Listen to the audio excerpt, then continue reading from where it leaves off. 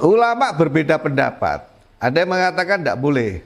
Maka kalau mengikuti yang tidak boleh ya jangan dibaca ketika menjadi imam doa. Ya. Lah kalau yang membolehkan itu harus diniati bukan karena merubah ayat Al-Quran. Ya, tetapi karena artinya tahu kalau itu adalah bentuknya aslinya tunggal, tetapi karena untuk kepentingan berdoa bersama, maka dirubah menjadi bentuk plural, jamak. Asal niatnya tidak niat merubah Al-Quran, ayat Al-Quran, itu boleh.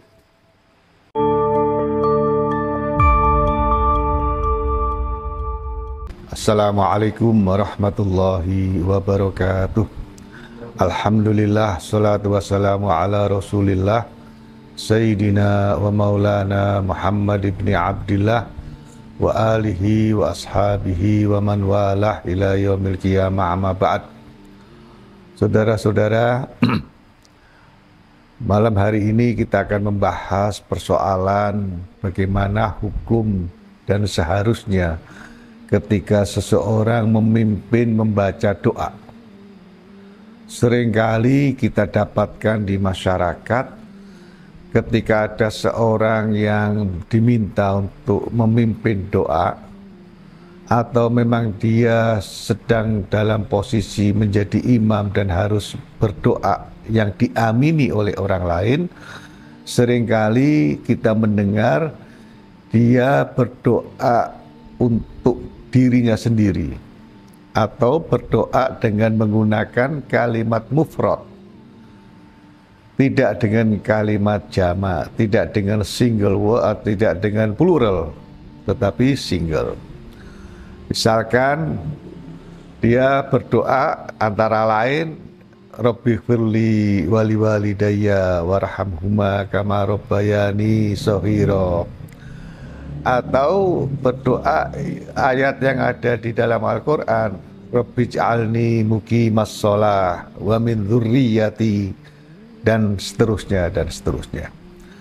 Nah, saya malam ini akan menyampaikan sebuah hadis yang status hadis itu hasan, di bawah sahih, hasan, baik yang ada di dalam Jami' Tirmidzi, di dalam sebuah hadis yang diriwayatkan dari an Thauban anin Nabi sallallahu alaihi wasallam qala la yahillu limri'in an yandura fi jawfi baiti imri'in hatta yasta'dina fa in nadara faqad dakhala wala ya ummu qauman fa yakhussa nafsahu bida'watin dunahum fa in fa'ala faqad khanahum wala yakumu ila sholati wa huwa hakinun. Hadis yang ada di dalam Jami' Tirmidzi nomor 357. Saya akan bacakan terjemahannya yang konteksnya sesuai dengan apa yang kita bahas malam ini. Dan janganlah seseorang memimpin sebuah kaum kemudian dia berdoa yang tidak melibatkan mereka, atau dia berdoa hanya mengkhususkan untuk dirinya sendiri. Kanjeng Nabi melarang. Kalau sampai ada yang melakukan itu, berarti dia sudah mengkhianati kaum yang mengamini doanya. Lalu bagaimana supaya kita tidak dianggap mengkhianati mereka? Ya kita rubah bentuk mufrad menjadi bentuk jamak. Kalau tidak ngerti bahasa Arab, ya gunakan saja doa-doa standar yang bentuknya plural. Tidak Robbi tapi Robbana. Ya. Tidak Rabbij'alni tapi Rabbij'alna. Banyak sekali contoh-contoh doa yang ma'thurah. Ada iyah ma'thurah, baik itu Al-Quran maupun hadis, yang lebih menunjukkan itu kami, bukan saya. Ya, kalau bisa ya disesuaikan. Tidak Rabbi firli, tetapi Rabbana firlana wali walidina warhamuma kama rabbayana shihara. Bisa juga Rabbana firlana wali walidaina warhamuma kama rabbayana shaghira. Ya. Demikian pula di dalam doa kunut, Kanjeng Nabi mengajarkan kepada cucunya bacaan doa kunut yang sangat masyhur, terkenal itu Allahumma hdini fi man hadait wa afini fi man afait. Maka kalau kita mengimami sholat baca doa kunut, ada yang mengamini di belakang kita, ya kita harus merubah menjadi Allahumma hdina fi man hadait. Lah yang mengagetkan kan kalau sendirian kita Allahumma hdini, ternyata di belakang kita ada yang amin, padahal nggak ada satupun orang yang jadi makmum. Nah itu yang mengkhawatirkan. Ya. Pernah terjadi, pernah ada teman saya yang sholat, begitu dia baca doa, awalnya nggak ada yang makmum, sendirian. Nah kok ternyata ada yang amin, bubar, dia lari langsung. Iya, kalau dia berani ya dia langsung, oh ada yang menjadi makmum, maka dia rubah. Yang awalnya Allahumma hdini fiman hadait, lanjutannya wa afina fiman afait, dan seterusnya. Agar supaya kita ini tidak dianggap mengkhianati. Kan mereka punya hak untuk terlibat, masuk di dalam doa itu. Makanya mereka mengamini. Nah kalau Rabbi firli mereka mengamini, begitu dikabulkan kan berarti untuk yang membaca saja, yang mengamini nggak kebagian. Ya, ini termasuk adab memimpin doa. Akhlaknya menghargai orang lain yang mengamini doanya. Satu itu. Yang kedua, kita sering menyaksikan di masyarakat orang berdoa ujuk-ujuk. Ujuk-ujuk itu apa bahasa Indonesianya? Mengujuk-ujuk. Tiba-tiba langsung Rabbana atina fid dunya hasanah. Baik, memang baik, tetapi sebetulnya ada langkah-langkah yang harus dipenuhi agar supaya sunnah adabnya berdoa itu terpenuhi. Kenapa? Ini hadisnya tidak lagi hasanun seperti yang tadi, tetapi ini hasanun sahih. Hasan yang mendekati sahih. Masih di dalam hadis yang diriwayatkan oleh Imam Tirmidzi radhiyallahu anhu. Jadi di dalam sebuah hadis itu Rasulullah diceritakan, Rasulullah sallallahu alaihi wasallam mendengar ada seseorang berdoa di dalam sholatnya, tapi dia tidak sama sekali tidak mengagungkan asma Allah, dan juga tidak bersolawat kepada Kanjeng Nabi Muhammad SAW. Maka setelah itu Rasulullah mengatakan, ajilah hada, orang ini terburu-buru, ajilah, tergesa-gesa. Ya, maka kemudian Rasulullah memberikan petunjuk, idza shalla ahadukum falyabda bitamjidi rabbih subhanahu wa tsana alaih. Kalau engkau berdoa, maka mulailah dengan mengagungkan asma Allah. Alhamdulillahirabbil alamin, hamdan yuwafi ni'amahu wa yukafi'u mazidah, seperti yang selalu kita amalkan. Ya, memuji Allah, mengagungkan Allah. Tsumma yusalli ala Nabi sallallahu alaihi wasallam, kemudian bersolawat kepada Kanjeng Nabi. Allahumma salli ala sayyidina Muhammadin fil awwalina wal akhirin. Ya, bisa ditambah yang lain lagi. Alhamdulillahnya juga bisa panjang, bisa pendek, tapi minimal alhamdulillahirabbil alamin. Solawatnya minimal Allahumma salli ala sayyidina Muhammad. Ya, itu kalau minimalis. Tapi syarat adabnya sudah terpenuhi. Pak, bagaimana kalau tidak membaca itu? Ya ajilah, seperti Kanjeng Nabi mengatakan, terburu-buru. bisa jadi malah nggak dikabulkan, atau karena kekurangan akhlaknya maka kemudian rugi dia. Nah, kemudian yang ketiga langkahnya adalah tsumma yad'u ba'du bima syaa'. Rawahu Tirmidzi haditsun hasanun shahihun. Baru setelah itu berdoalah, memohonlah, memintalah apa yang dia inginkan. Wes sakarepmu. Yang penting tahmid, tamjid, ta'atsana, kemudian sholawat kepada Kanjeng Nabi Muhammad sallallahu alaihi wasallam. Imam Nawawi di dalam kitabnya mengatakan ajma'al ulama ala istihbabi ibtida'i du'a bilhamdulillahi ta'ala wa thana alaih thumma sholala ala rasulillahi sallallahu alaihi wasallam wa kadzalika yukhtamu du'a bihima. Imam Nawawi menjelaskan para ulama sepakat ijma' bahwa doa itu disunnahkan, dianjurkan diawali dengan membaca alhamdulillah, memuji Allah, as-sana, memuji kepada Allah, kemudian sholat kepada Rasulullah. Wa kadzalika yukhtamu du'a. Demikian juga diakhiri doa itu dengan hamdalah dan sholawat. Di dalam riwayat yang lain, sholawatnya malah tidak hanya kepada Kanjeng Nabi, doa penutup, tetapi kepada seluruh Rasul. Ya, seperti yang kita praktekkan setiap selesai pada sholat itu.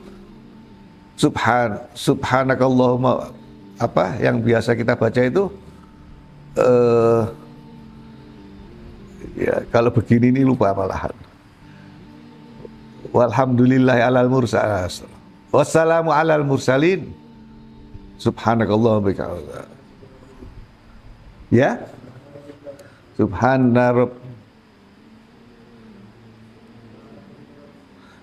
rabbika rabbil izzati amma yasifun wa salamun alal mursalin walhamdulillahi rabbil alamin. Iya.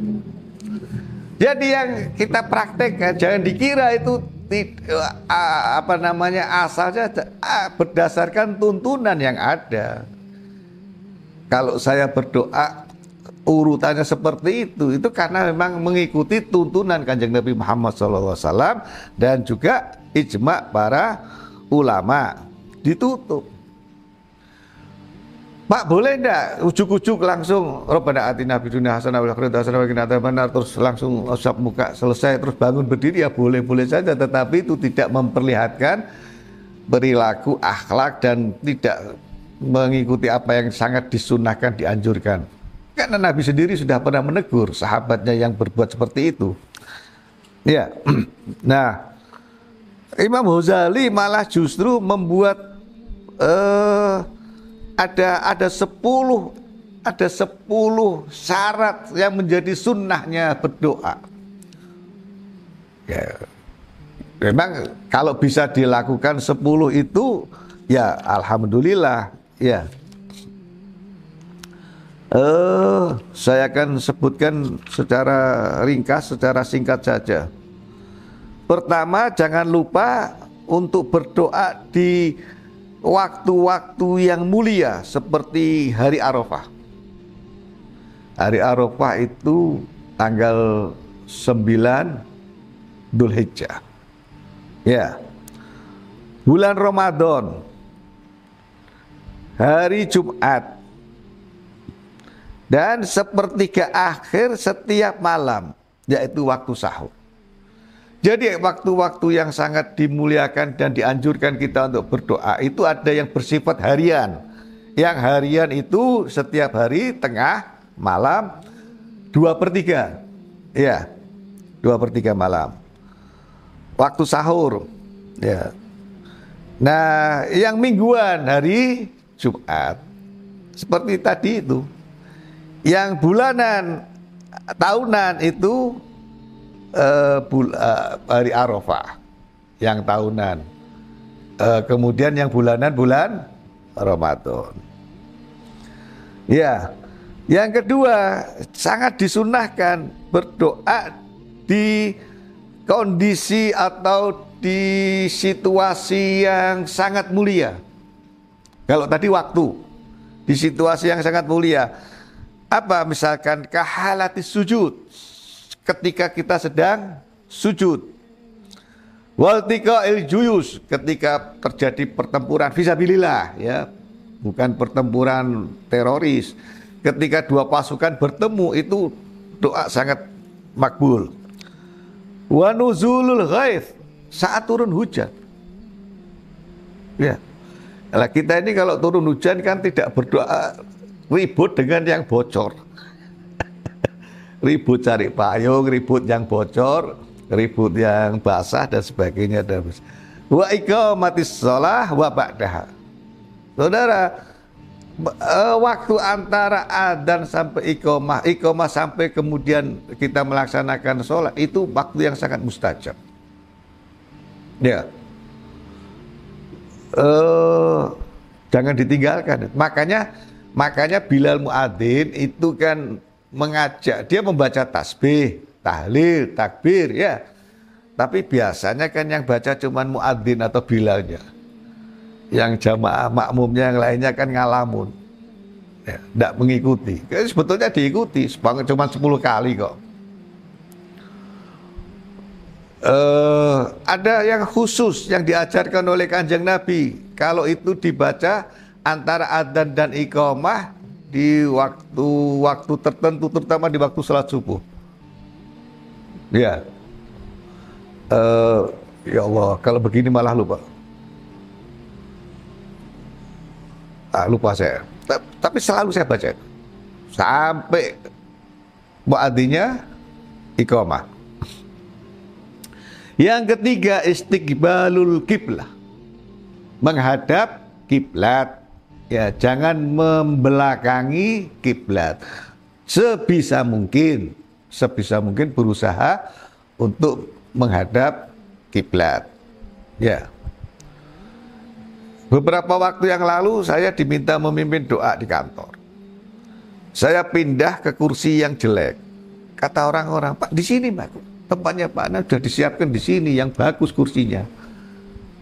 Saya bilang, "Ya, tetapi ini tidak menghadap kiblat."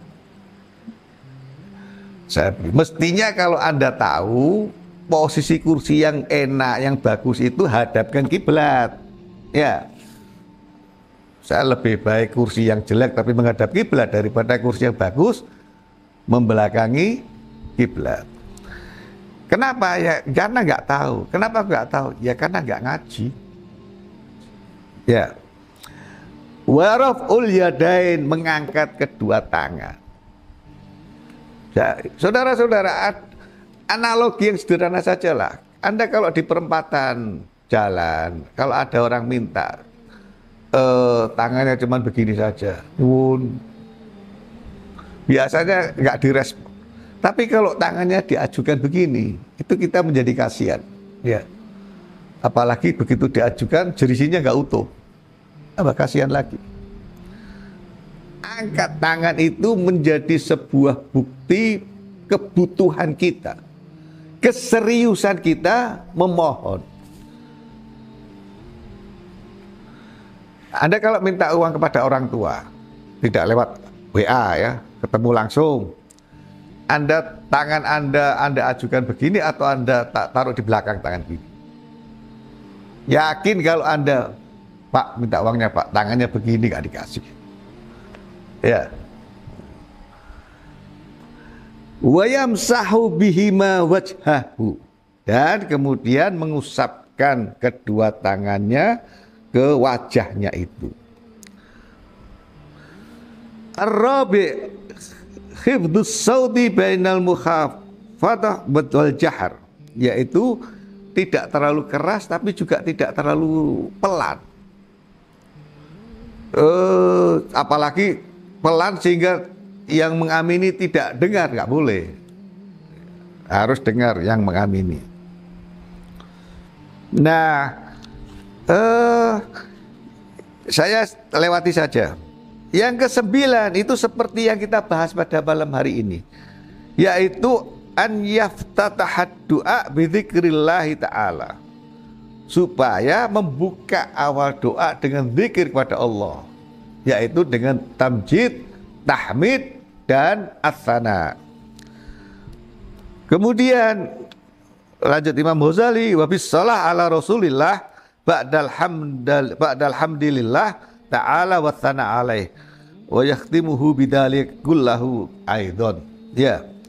Dan kemudian bersolawat setelah tahmid, memuji kepada Allah, dan menutup dengan yang sama seperti ketika membuka. Apalagi wassalamun alal mursalin walhamdulillahirabbil alamin, itu tidak hanya kepada Kanjeng Nabi, tetapi keselamatan, kesejahteraan untuk seluruh rasul, seluruh utusan Allah Subhanahu wa ta'ala. Mudah-mudahan dengan pelajaran pada malam hari ini yang mendengarkan, yang mengikuti tidak lagi mengulangi kesalahan. Ya. Tidak lagi Rabbi firli tapi Rabbana firlana. Tidak lagi Rabbi ja'alni muqimas shalah tapi Rabbi ja'alna muqimas shalah. Nah, ada pertanyaan yang serius juga. Bagaimana kalau ayatnya itu tunggal, apakah boleh dijamakkan? Ulama berbeda pendapat. Ada yang mengatakan tidak boleh. Maka kalau mengikuti yang tidak boleh, ya jangan dibaca ketika menjadi imam doa. Ya. Nah, kalau yang membolehkan itu harus diniati bukan karena merubah ayat Al-Quran. Ya, tetapi karena artinya tahu kalau itu adalah bentuknya aslinya tunggal, tetapi karena untuk kepentingan berdoa bersama, maka dirubah menjadi bentuk plural, jamak. Asal niatnya tidak niat merubah Al-Quran, ayat Al-Quran, itu boleh. Nah, tapi untuk menjadikan jamak dan tidak, berarti dia harus ngerti bahasa Arab. Yang terakhir, yang disarankan itu doa-doa yang ma'thur, yang sudah umum. Jangan ngarang-ngarang doa, apalagi pakai bahasa Arab, nanti grammar, nahu, sorofnya salah semua. Ya, apalagi pura-pura pakai bahasa Arab, nahunya benar tapi luhohnya terlalu pas-pasan, terus berhenti di tengah jalan.